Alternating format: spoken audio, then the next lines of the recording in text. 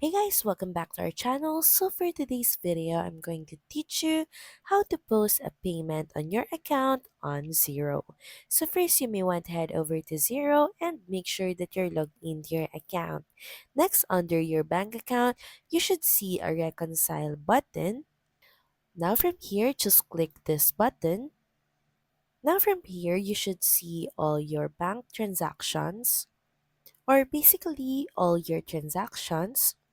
Now look for a specific transaction which you want to post a payment.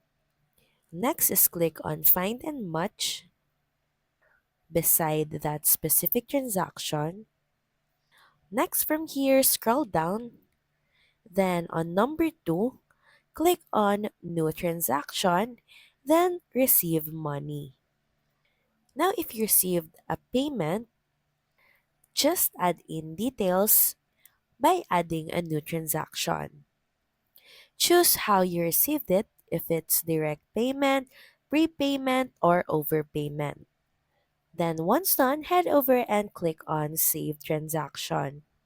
And lastly, once everything is settled, head over and click on OK. So that's pretty much it. Thank you very much for watching this video. I hope that you find this video helpful, and I will see you again on the next one. Bye!